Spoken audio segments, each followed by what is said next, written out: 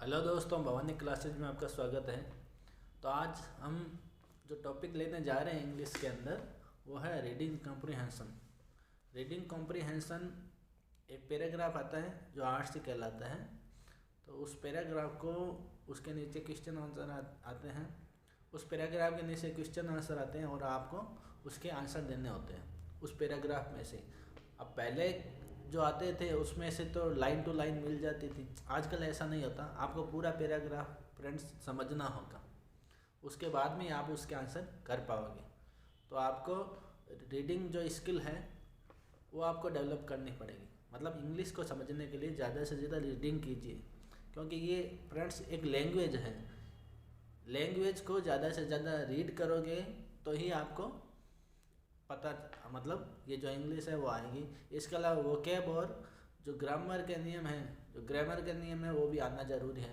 लेकिन आप जितनी रीडिंग की आदत डालोगे उतना आपके इंग्लिश में फ़ायदा होगा। तो आप अभी एक रीडिंग कॉम्प्रिहेंशन बिल्कुल आसान सा पैराग्राफ लिया है, वो आपको हिंदी और उसके साथ में जो उसके ग्रामर के रूल जो लग रहे हैं उसके अंदर वो बताए जाएंगे। तो आप ध्यान से सुनिए। तो अपना जो पैराग्राफ है वो एक आर्टिकल से लिया गया है फ्रेंड्स। गूगल में आर्टिकल है, वहाँ से ये पैराग्राफ जो है वो लिया गया है। तो वहाँ पे जो एग्ज़ाम में है वो भी पैराग्राफ्स जो है वो द हिंदू से या द इंडियन एक्सप्रेस है, ये न्यूज़पेपर से आते हैं। तो हमें ये जो पैराग्राफ है आपका एक आर्टिकल से गूगल से लिया गया है और बिल्कुल आसान सा लिया गया है, जो क्योंकि आज पहली बार आर्ट से है तो बिल्कुल आसान सा लिया गया है। इसके बीच में जो भी ग्रामर का रूल लगेंगे वो आपको सिखाए जाएंगे। हो सकता है तो आपको पेन कॉपी में नोट कर लीजिए इसको, ताकि आपकी आसानी रहेगी। तो है the Ayodhya Ram Mandir, also known as lord Shri Ram temple, is a Hindu temple located in Ayodhya, UP, India. जो अयोध्या का राम मंदिर है, जो कि लॉर्ड श्री राम मंदिर के नाम से भी जाना जाता है, वो एक हिंदू मंदिर है जो कि अयोध्या यूपी के अंदर है। ये तो बिल्कुल आसान सा थी लाइन। तो अयोध्या का राम मंदिर है वो नॉन में जाना जाता है एज, एज का मतलब के रूप में होता है। Is a Hindu temple located, located का मतलब है सिचुएटेड है। तो कहते हैं ना लोकेशन, लोकेशन का मतलब है जगह। तो लोकेटेड है, सिचुएटेड है in Ayodhya, UP, India. Ayodhya UP के अंदर, उत्तर प्रदेश इंडिया के अंदर है। The temple has been the centre of a long standing religious and political dispute in India. जो मंदिर है वो लंबे समय से धार्मिक और राजनीतिक जो विवाद है उसका केंद्र रहा है। आपको पता ही है, जो मंदिर है राम मंदिर है वो धार्मिक विवाद का और राजनीतिक विवाद का केंद्र रहा है, रह चुका है। तो यहाँ पे देखें ये लिखा हुआ है, पहले तो ये देखें लॉन्ग स्टैंडिंग का मतलब है लंबे समय से। जैसे long standing relationship, long standing relationship का मतलब हमारे साथ में इसका जो है रिश्ता है वो लंबे समय से है। तो लॉन्ग स्टैंडिंग, स्टैंडिंग का मतलब खड़ा ही है, वो खड़ा का मतलब रिश्ता जैसा है वैसा ही है। तो लॉन्ग स्टैंडिंग का मतलब है जो लंबे समय से हो। रिलीजियस जानते हो धार्मिक होता है। यहाँ पे फ्रेंड्स एक बात नियम बताने का है, जो रूल है ग्रामर का, हैज बीन क्यों लगा हुआ है ये देखिए। देखिए पढ़ने में बिल्कुल आसान है। आसानी क्या होती है कि हम इंग्लिश पढ़ लेते हैं, उसकी हिंदी तो समझ में आ जाती है, वो तो आसान होती है। लेकिन ये रूल लगा क्यों है, हैज बीन ही क्यों लगा? जब हिंदी से इंग्लिश बनाने के लिए कोई कह दे तो हम बना नहीं पाते हैं। मतलब इंग्लिश से हिंदी बनाना आसान है, क्योंकि लगभग वो दिमाग में आ जाता है कि ये इसका हिंदी मतलब होता है। लेकिन जब हिंदी से प्रॉपर हमें इंग्लिश वो बनानी है तो टफ हो जाता है। तो इसमें हैज बीन क्यों लगा है, लेकिन आप जब ग्रामर के रूल समझ लोगे ना तो आपको ये बिल्कुल आसान हो जाएगा आपके लिए। तो हैज बीन क्यों लगा है? हैज बीन का मतलब है जो लंबे समय से रहा हो कोई चीज़। जैसे न पापा हैज बीन सिक, पापा हैज बीन सिक, ये आसान सा सेंटेंस है। पापा हैज बीन सिक मतलब पापा बीमार रहे हैं। हैज बीन कहाँ पे लगता है फ्रेंड्स? जैसे वी हैज बीन, नहीं sorry, we have been living in this house, हम यहाँ इस हाउस में लंबे समय से रह रहे हैं। तो जैसे Sita has been working in this company for past 10 years, मतलब सीता पिछले 10 सालों से इस कंपनी में काम कर रही है। तो कैसे हैजबिन क्यों लगा? क्योंकि जो काम फ्रेंड्स लंबे समय से हो उसके लिए हैजबिन लगता है। अब उस सेंटेंस में यदि जो टाइम है वो आए चाहे नहीं आए, आप उसके भाव यदि ऐसा है कि वो लंबे समय से काम हो रहा है तो आप ये हैजबिन लगा सकते हो या हैवबिन लगा सकते हो। वो सिंगुलर है तो हैजबिन लगेगा। तो इसलिए the temple has been the centre, जो केंद्र है, जो मंदिर है, वो उस राजनीतिक और धार्मिक विवाद का केंद्र रहा है। वो कब से रहा है? लंबे समय से रहा है, इसलिए हैजबिन लिखा हुआ है। और बीन जो है वो इजारम की फॉर्म है फ्रेंड्स। जैसे इजारम की फॉर्म है, जैसे मैंने बोला कि पापा हैज बीन सिक, पापा बीमार रहे हैं, पापा बीमार रहे हैं, तो पापा हैज बीन सिक मतलब इतने लंबे समय से रहे हैं। लेकिन इसमें इस सेंटेंस में मैंने टाइम नहीं बोला, फिर भी हैज बीन बोला है। तो कहने का टाइम हो चाहे नहीं हो उस सेंटेंस में, लेकिन यदि ऐसा आभास हो कि ये लंबे समय से काम हो रहा है तो हैज बीन या हैव बीन लगता है। ठीक है। तो इसके अलावा Raja has been busy with his baby. Radha पूरे दिन अपने बच्चे के साथ में बिजी रही है। इसका बनाइए, रही है या रह चुकी है एक ही बात है। तो ये प्रेजेंट परफेक्ट टेंस होगा, जो हैज बीन होता है जिसमें आईएनजी भी लगता है, प्रेजेंट परफेक्ट टेंस होता है। और ये हैज बीन जो है इसमें जैसे Radha has been busy with his child, इसकी हिंदी क्या होगी? इसकी हिंदी क्या होगी? इसकी हिंदी होगी कि राधा अपने बच्चे के साथ में पूरे दिन बिजी रही है। तो Radha has been busy with the baby all day. Radha has been busy with the baby all day. तो राधा पूरे दिन बिजी रही इसलिए हैज बीन लगा है। तो इसी प्रकार the temple has been a centre of the long standing religious and political dispute in India. The new Hindu temple at Ram Janmabhoomi is being built. मतलब कहने का लगा है जो the new Hindu temple at Ram जन्मभूमि, राम जन्मभूमि पर जो नया हिंदू मंदिर है वो बनाया जा रहा है। अब आप कहोगे बीइंग क्यों आया? जैसे बीइंग जब आता है फ्रेंड्स, जब रहा रही आए और साथ में जो सेंटेंस है वो पैसिव हो। जैसे खाना, मैं खाना खा रहा हूँ, किसी को ऐसे बोले कि मैं खाना खा रहा हूँ तो आई एम ईटिंग फूड, ये बोला जाएगा। लेकिन ये बोला जाए कि खाना मेरे द्वारा खाया जा रहा है, इसी प्रकार इसमें ये बोला गया था ना कि जो नया मंदिर है वो बनाया जा रहा है। अब मंदिर अपने आप तो नहीं बनता है, मंदिर तो पैसिव है, इसलिए बीइंग लगा हुआ है। तो जैसे खाना मेरे द्वारा खाया जा रहा है तो क्या बोलेंगे? Food is being, BEING being, food is being eaten, verb की थर्ड फॉर्म होगी बाय मी। क्रिकेट उनके द्वारा खेली जा रही है। कोई ऐसे कई बार कई जनों की आदत होती है वो पैसिव में बोलते हैं। इसी प्रकार ये भी इसी प्रकार लिखा हुआ है कि the new Hindu temple at Ram Janmabhoomi is being built.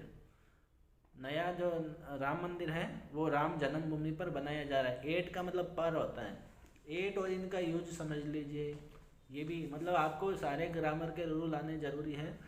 आप कहीं जो एरर आती है डिटेक्शन में या कहीं पे भी रीडिंग कंप्रहेंशन है, आप कहीं पे भी नहीं अटकेंगे। आपको सारे चीज़ें पता होनी चाहिए कि एट लगा है तो एट ही क्यों लगा, इन क्यों नहीं लगा। तो एट का मतलब पास में होता है। एट और इन का प्रयोग जो यूज है वो देख लीजिए कैसे होता है। जैसे अभी जहाँ मैं फ्रेंड्स बैठा हूँ वो एक बांसवाड़ा का छोटा सा गांव है प्रतापपुर। तो प्रतापपुर में हूँ तो क्या बोलूँगा मैं, प्रतापपुर गांव का नाम है, प्रतापगढ़ नहीं है, ये प्रतापपुर है जो बांसवाड़ा जिले के अंदर एक गांव का नाम है। तो मैं क्या बोलूँगा, तो I am living at Pratappur in Banswara. तो बड़ी जगहों के लिए इन आता है। यदि एक सेंटेंस में दो जगह आए, जैसे मैं बांसवाड़ा में प्रतापपुर में रहता हूँ, तो बांसवाड़ा के अंदर तो आएगा, बांसवाड़ा से पहले तो आएगा इन, और जो छोटा गांव है जिसकी आप लोकेशन बता रहे हैं तो लोकेशन के लिए एट आता है। तो I am living at Pratappur in Banswara. Banswara के आगे तो इन आया और प्रतापपुर जो लोकेशन है वहाँ पे एट आया। तो यहाँ पे भी आप एट, ये एट आया हुआ है पास के लिए, इसके ऊपर बना है इज बीइंग बिल्ट। जहाँ हिंदू मंदिर है जो राम जन्मभूमि पर बनाया जा रहा है and Hindus worldwide are excited. About it's opening. और जो हिंदू है वर्ल्ड वाइड, मतलब पूरे संसार में जो हिंदू है, पूरे वर्ल्ड वाइड जो हिंदू है वो एक्साइटेड है इसके ओपनिंग के लिए। ये पता ही है, इट्स ओपनिंग मतलब इसकी होता है। एक इट्स होता है ITS इट्स, वो इट्स मतलब इसकी, ओपनिंग मतलब शुभारंभ। इट्स होता है इसकी, ITH मतलब इसकी। और आगे है we have all the info about the Ayodhya Ram Mandir opening in 2024। इसका मतलब जो राइटर है वो न्यूज़पेपर जहाँ से ये आर्टिकल मैंने लिया है वहाँ का न्यूज़पेपर वाले लिखता है कि हमारे पास में सारी जो इंफॉर्मेशन है वो है कि राम मंदिर जो है 2024 में ही ओपन होगा। वी हैव मैंने रखते हैं या होना, जैसे राम हैज 4 बुक्स, राम के पास 4 किताबें, तो राम हैज 4 बुक्स। इस पर we have all the info about the Ayodhya Ram Mandir opening in 2024। It is set to open on January 24, 2024। ये 24 जनवरी 2024 को खुलने की पूरी संभावना है। इट इज सेट मतलब ये सेट हो चुका है कि 2024 में 24 जनवरी को खुलेगा, मतलब ओपनिंग होगी इसकी। लेकिन हालांकि 22 जनवरी को हुई थी, लेकिन ये पहले का आर्टिकल था पुराना, उसमें लिखा है and prime minister Shri Narendra Modi will inaugurate it. Prime minister Narendra Modi ji इसको इनॉग्यूरेट करेंगे, मतलब इसका शुभारंभ करेंगे। इनॉग्यूरेट मतलब शुभारंभ करना।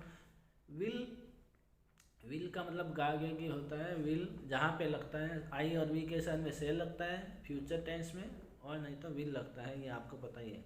Ayodhya where the temple is considered a sacred palace as it's the birth palace of lord Shri Ram.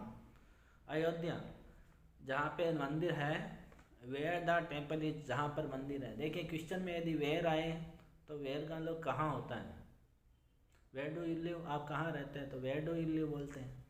लेकिन सिंपल लाइन में, कोई सिंपल सेंटेंस में जो क्वेश्चन नहीं है उसमें वेयर आए तो मतलब कहाँ होता है, तो वेयर द टेम्पल इज जहाँ पर मंदिर है। So Ayodhya where the temple is considered मतलब माना जाता है। अयोध्या जहाँ पर मंदिर है वो एक पवित्र जगह मानी जाती है, जहाँ पर क्योंकि वहाँ पर श्री राम का जन्म हुआ था, वो राम का जन्म स्थान है, इसलिए वो मंदिर है वो पवित्र जगह मानी जाती है। जहाँ पर अभी मंदिर है वो जगह पवित्र मानी जाती है। Ayodhya where temple is considered का मतलब माना जाना होता है, कंसिडर करना। ए सेक्रेड का मतलब पवित्र, होली पैलेस HOLY, होली का मतलब भी पवित्र होता है, और सेक्रेड का मतलब पवित्र होता है। प्लेस का मतलब एज लिखा है, एज में क्योंकि, पहले भी बताया था एज में क्योंकि होता है। It is the birth palace of lord Shri Ram, ये लॉर्ड श्री राम का बर्थ पैलेस है। The temple is expected to be completed on February 24, 2024। 24 फरवरी 2024 को मंदिर के पूरा होने की संभावना, मतलब मंदिर बन रहा है तो कंप्लीट होने की ये एक्सपेक्ट किया जाता है, ये उम्मीद की जाती है कि 2024 में 24 फरवरी को मंदिर पूरा हो जाएगा बन के। तो कहने का मतलब है, इसमें भी देखें क्या आया, the temple is expected, is आया है, फिर एक्सपेक्टेड आता है। एक्सपेक्ट का मतलब है आशा करना, उम्मीद करना, तो एक्सपेक्टेड थर्ड फॉर्म आई है, और इज आया है तो यही वो पैसिव है, मतलब उम्मीद कौन कर रहे हैं, उम्मीद तो हम लोग कर रहे हैं, मंदिर खुद तो पैसिव है, इसलिए द टेम्पल पहले लिखा है, इसलिए ये जो सेंटेंस है वो पैसिव हो गया। पैसिव होने के कारण इज लगाया और वर्ब की थर्ड फॉर्म लगाई है, इसलिए द टेम्पल इज एक्सपेक्टेड, ये उम्मीद की जा रही है कि मंदिर जो है वो 24 फरवरी 2024 को कंप्लीट हो जाएगा। ये जो RC था ये बिल्कुल आसान था, उसके बाद में धीरे धीरे हम थोड़ा टफ लेंगे। तो उन RCs के बीच में जितने भी ग्रामर का रूल है, उम्मीद तो ये की जा रही है कि जो RC लिए जाएंगे उसमें ज़्यादा से ज़्यादा वोकेब हो, ज़्यादा से ज़्यादा मीनिंग हो, और ज़्यादा से ज़्यादा आपको रूल पता चले इंग्लिश ग्रामर के। तो आप कॉपी पेन हमेशा लेके, जब भी इंग्लिश की क्लास लगे आप पेंसिल या पेन लेके बैठिए, आप नोट करते जाइए कौन कौन से ग्रामर के रूल है। तो इंग्लिश ज़्यादा टफ नहीं है फ्रेंड्स, इंग्लिश बिल्कुल आसान है। आप यदि ज़्यादा से ज़्यादा रीडिंग करोगे तो आपको ज़्यादा से ज़्यादा ये समझ में आएंगी।